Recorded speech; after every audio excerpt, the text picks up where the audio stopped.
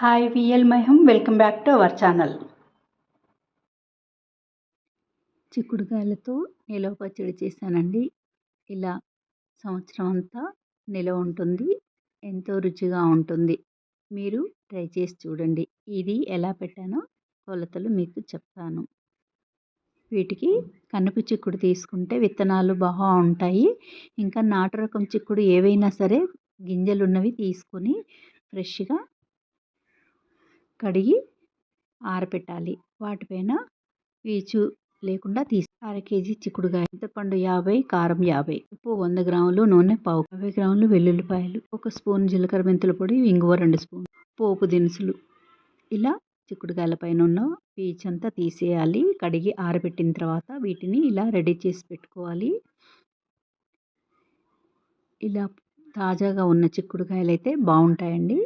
ఎప్పటికప్పుడు మనము చిక్కుడుకాయలని ఇలా పుచ్చులు లేకుండా నాటు రకం అయితే బాగుంటాయి. దీనికి సరిపడా నూనె తీసుకున్నాను. ఒక 2 గ్లాసుల నూనె అయితే వేసుకున్నానండి నేను.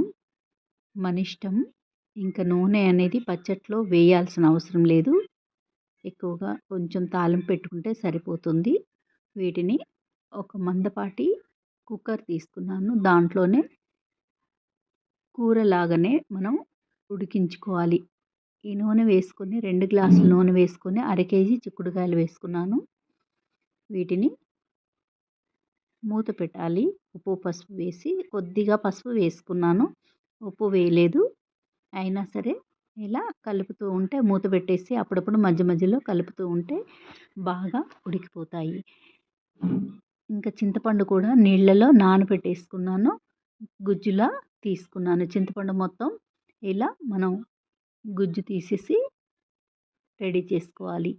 నానబెట్టిన చింతపండుని ఇలా చిక్కుడుకాయలు అనేది అప్పుడప్పుడు మధ్యలో ఉడికించుకుంటే సరిపోతుంది. గింజలు అనేది మెత్తగా ఉడికితే సరిపోతుంది అన్నమాట. అయినట్టే చూసుకొని గింజలు మనము స్టవ్ ఆఫ్ చేసుకోవాలి.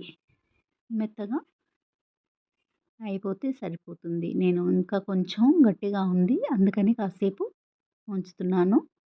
మళ్ళీ మూత పెట్టేసి కాసేపు ఉడికించుకుంటాను. బాగా ఉడికిపోయాయండి. నూనెలో మగ్గిపోయాయి. ఇంకా చింతపండు ఉడికించుకుంటాను. ఇంకో వేరే పొయ్యి మీద మనము చింతపండు గుజ్జుని కూడా ఉడికించుకోవాలి.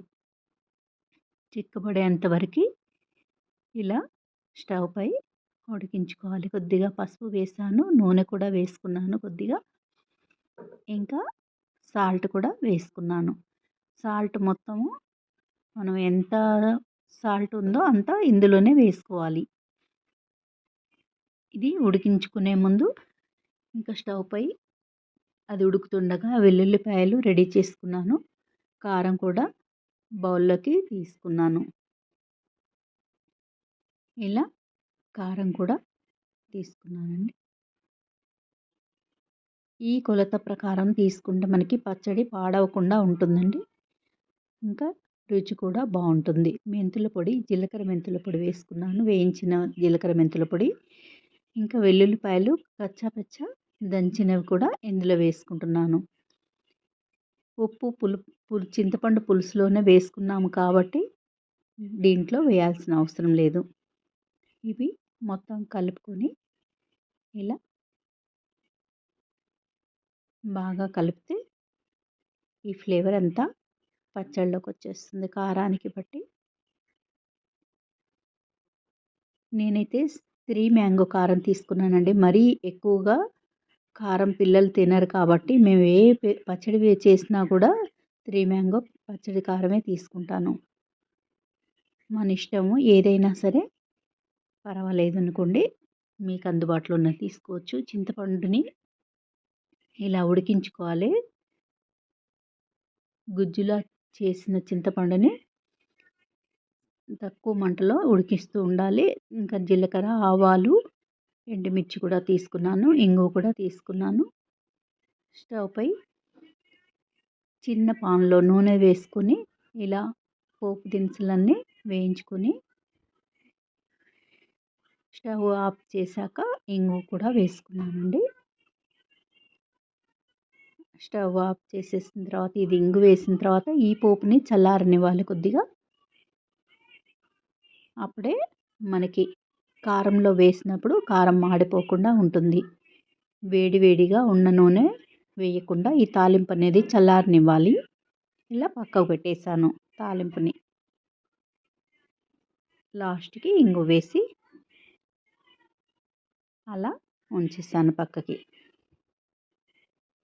చల్లారిన తర్వాత దీన్ని మనం కారంలో వేసుకోవచ్చండి. కలిపి ఉంచుకున్న వెల్లుల్లి, మెంతుల పొడి, జీలకర్ర మెంతుల పొడి, కారం అందులో కొద్దిగా చల్లారిన తర్వాత వేసుకోవాలి. ఇంకా చింతపండు గుజ్జు కూడా బాగా చిక్కబడిపోయింది. ఇలా కొంచెం జారుంటే సరిపోతుంది. ఇంకా కొంచెం చిక్కగా అవ్వాలి. కాస్త ఇంకా సేపు ఉడికించుకుంటాను. ఇలా చింతపండు గుజ్జుని కూడా చల్లారబెట్టాలి పూర్తిగా. వేడిగా ఉండకూడదు ఏది కూడా. ఇప్పుడు స్టవ్ ఆఫ్ చేశాను. చల్లారేసరికి ఇలా ఇంకా చిక్కపడిపోయిందండి. చూసారుగా, ఈ మోతాజులో ఉంటే సరిపోతుంది. ఇది ఆ చిక్కుడుగాయలు ఉడికించిన చిక్కుడుగాయలకి బాగా పులుపు అనేది పట్టేస్తుంది. ఈ చల్లారిన పోపుని వేసుకున్నాను కారంలో. ఇలా కలిపేసుకున్నాను. చింతపండు గుజ్జుని అసలు చిక్కుడుగాయల్లో వేసుకోవాలి. కొంచెం కారంలో నూనె వేసుకున్నాను. ఇలా ముద్దగా కారం ఉన్నదనుకోండి, అప్పుడు మనకి పచ్చడిలో సరిపోతుంది నూనె. ఈ చింతపండు గుజ్జుని మనం కారంలో అయినా వేసుకోవచ్చు, లేదా చిక్కుడుగాయల్లో అయినా వేసుకోవచ్చు. నేను చిక్కుడుగాయల్లో వేసుకోవాల్సింది ఇలా కారంలో వేసాను, కానీ 2 కలిపేస్తున్నాను. ఇప్పుడు ఉడికించిన ఈ గుజ్జు మొత్తం చిక్కుడుగాయలోకి బాగా ఇనికిపోయి పుల్లగా చిక్కుడుగాయలన్నీ రుచికరంగా అవుతాయి. మనం అన్నంలో కలుపుకున్నప్పుడు చాలా టేస్టీగా ఆ పులుపుదనం అనేది వస్తుంది మనకి.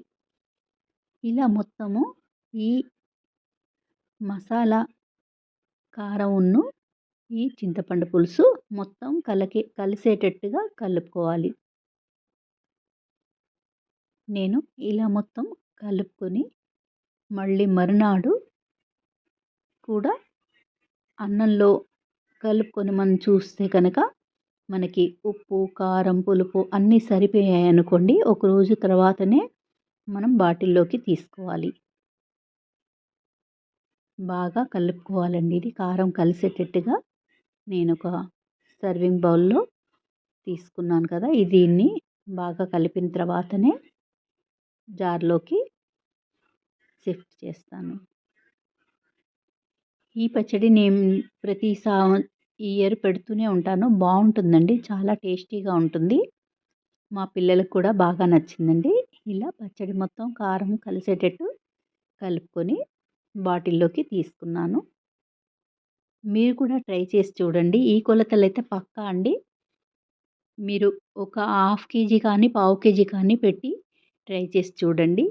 మళ్ళీ నెక్స్ట్ ఇయర్ కూడా మీరు తప్పకుండా పెట్టాలనుకుంటారు. ఇలా చిక్కుడుకాయల విత్తనాలు ఉంటాయి కాబట్టి నాటు రకం చిక్కుడుకాయలే నేను తీసుకుంటాను ఎప్పుడైనా కూడా. విత్తనాలు గింజలు లేకుండా ఉన్న చిక్కుడుకాయలు అంతగా రుచి ఉండవండి. ఈ గింజలున్న చిక్కుడుకాయలే బాగుంటాయి. పుల్లగా, కారగా బాగుంటాయి చిక్కుడుకాయలు. ఎప్పుడు కూడా మనం ఇప్పుడు అయిపోతున్నాయి కదండీ, ఉగాదితో చిక్కుడుకాయల చెట్టు ఇంకా తీసేస్తారు. ఈ నాటు రకం దొరకవు. మనకి ఎప్పటికీ దొరికే చిక్కుడుకాయలంటే హైబ్రిడ్ రకమే. అందుకని నిలువ పచ్చడి పెట్టుకోవాలంటే ఈ సీజన్లో బాగా వచ్చేటప్పుడే పెట్టుకోవాలి. నేను 1 మంత్ క్రితమే పెట్టానండి. జనవరిలో అలా పెడితే మనకి బాగా వస్తాయి చిక్కుడుకాయలు. మంచి రకము నాటు రకం దొరకాలంటే జనవరియే. ఇలా స్టోర్ చేసుకోవచ్చు బాటిల్లో. మీరు కూడా ట్రై చేసి చూడండి.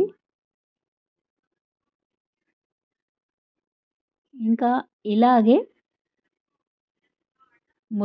ములక్కాయ పచ్చడి, ఇంకా కాకరకాయ పచ్చడి కూడా పెడతారండి. కొందరు నిమ్మకాయ వేసుకుంటారు, కానీ నాకు ఇదే నచ్చుద్ది. బాయ్ అండి. Thank you for watching.